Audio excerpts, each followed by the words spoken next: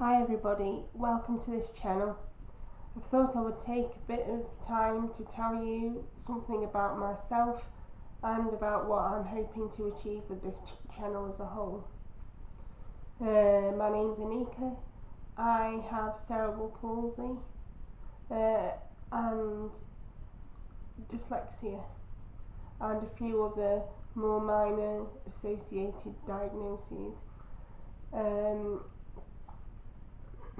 I am hoping to, with this channel, to be able to document my life as a postgraduate PhD student and also as a disabled person more generally.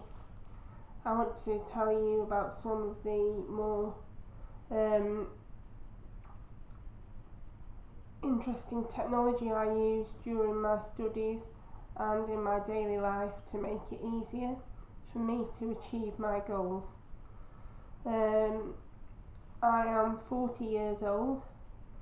When I was born, I was not expected to survive. I was 3 months premature and I stopped breathing several times as well after my birth and was resuscitated. I went to a special school after being diagnosed with cerebral palsy at the age of 2 years old. The school I went to at the time was primarily for people with physical special needs and other health problems like illnesses. We had a few people with cystic fibrosis, which at the time, now it's considered dangerous for people with cystic fibrosis to come into contact with each other in person because of cross-infection of bacteria. But back then it wasn't considered so problematic.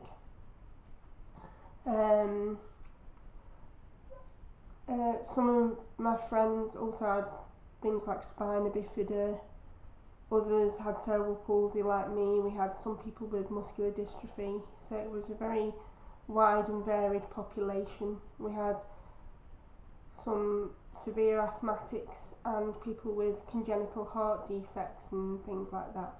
So many things that these days you wouldn't see in a special school.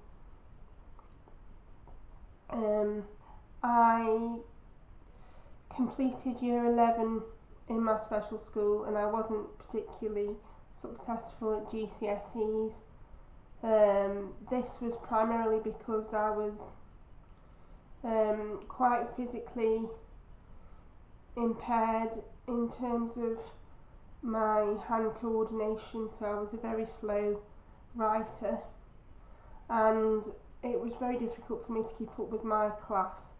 And back then they weren't very open to using assistive technology and things because it was considered better if you were able to do things more physically for yourself. So I kind of struggled along, and I was also dyslexic, so reading was very difficult, although this wasn't diagnosed at the time. After completing year 11, I campaigned very hard for about 6 months to try and go to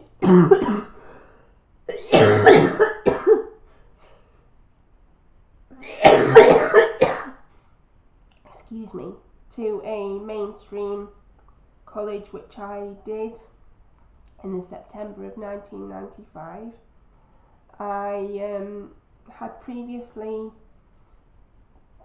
been a few days a week on a sort of link bridge type arrangement to see if I would cope, and the teachers there were very keen to have me. When I look back now, I very often wonder why that was, because on paper I wasn't exactly an attractive candidate. But I joined what was then a foundation course in science. It was General National Vocational Qualification.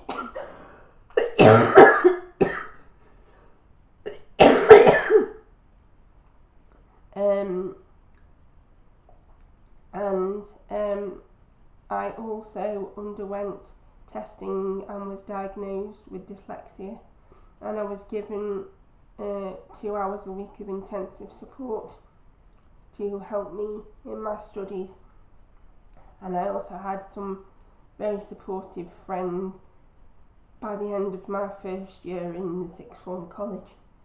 I progressed to an intermediate level and then an advanced level, and then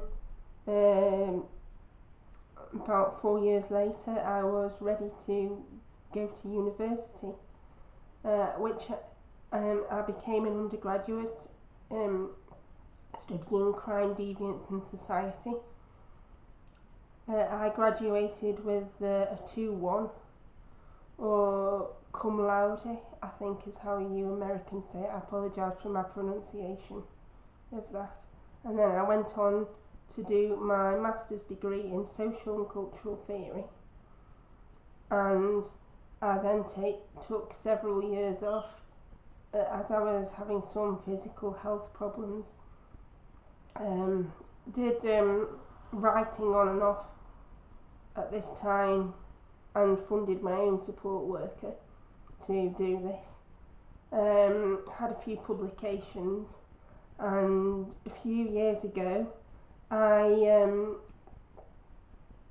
decided that I was going to go back to university to do my PhD.